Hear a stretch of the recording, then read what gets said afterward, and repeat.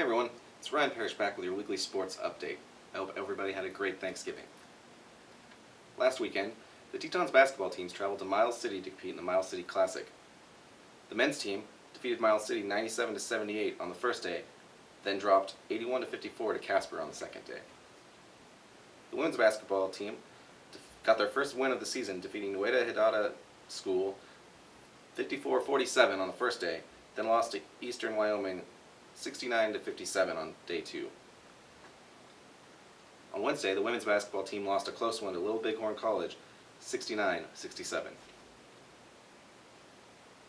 Hockey was also on the road last weekend, traveling to Utah to compete in the Beehive Showcase. They went 3-0-1 there, beating Northern Arizona University, Weber State, and Grand Canyon University. Their only non-win came in a tie against Utah State in a 4-4 match. The victories brought the Tetons' record up to 9-8 on the season. The Tetons' next scheduled game was supposed to be November 30th against Colorado State here in Williston, but that was canceled, which makes their next game December 7th at 7:30 against Dakota College of Botany, and that will be Military Appreciation Night. Wrestling season officially got underway Tuesday night for the Coyotes when they hosted Minot. Rafe Horswell got the only victory for the Coyotes on the night, pinning his opponent in the first round, as the Coyotes fell to the defending state champion Magicians. And finally, last weekend, I was in Bridger, Montana to cover the Montana Six-Man State Championship game, where the Mon-Dak Thunder won their first ever state title, defeating Bridger 68-37. I took the time to talk to head coach Troy Walters. I'll try to keep this as quick as possible for you. All right. Mon-Dak State Champs, how sweet is that? Oh, it's pretty awesome. You know what? The kids deserve it. They worked extremely hard.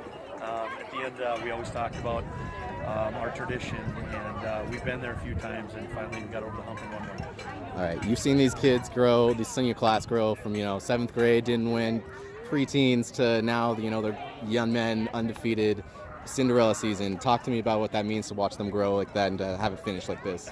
Well, I'll tell you what, it's the hard work they put in. All our kids in our program can see that hard work, and the underclassmen see it. And that's one of the best things is when the underclassmen see that all the hard work that they're doing, and eventually they get to their goals and accomplish their goals. That's a huge thing, and that's why we have a good tradition. We have a good tradition with our kids that have played here in the past. And like I said, when you get tradition, we always say tradition never dies. All it is graduate. So that's a saying we have around our place, and hopefully we're standing here again next year. All right. You guys were kind of in control for most of it, but you did fall down 6-0 to start the game. How did the team respond to that? Obviously well, but what was the message right there? Because, obviously in a third try, nerves could get, started with that. So how did you guys respond to that? We've played a tough schedule all year, and with our schedule that we've played, we wanted to make sure that we were in tight ball games, so we would be down some points. So if we are down, we can come back, and we don't want to start out where you're not. I lost my train of thought. You're not down. You always want to make sure that you play the better teams, so you have that adversity. And once you do have adversity, you can pick it up and learn from the adversity and get better. All right. So you played a real tough team here. They never seem to go away. It's hard to beat a team twice in a year. Talk about this team and what you guys had to do to beat them. Well, that's for sure. They're the second best team in the state, and I'll tell you what, there's a reason why, because they don't have ever die in them, and they're a good team. They're well coached. Mike does a great job with them, and they got great athletes. And to beat a team twice. Last time we got them in overtime. This time we got them by a few more points. But again, it was a heck of a game. It was a great game for fans to watch. A lot of scoring, and that makes it a lot of fun. Following the state title, the Thunder had 5 members named to the All-State team for Montana Six-Man football. They were Jeremiah Payne, Brian Field, Bruce Carter, Brandon Liedall, and Ridge Sargent. And now for this week in sports. Tonight, the Coyotes boys hockey team gets its season underway when it hosts Notre Dame Academy at 7:30 at the Agri Sports Complex. The Coyotes will once again square off with Notre Dame tomorrow at 3 p.m. Girls hockey will get its start tomorrow as well when it faces Watford City at 6 p.m. And finally this weekend, the Tetons basketball teams are on the road again, this time traveling to Sheridan, Wyoming.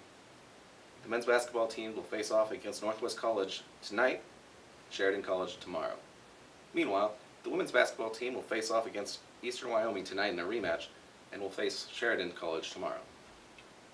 That's it for this week in sports. Tune in next week to see what's going on in your area.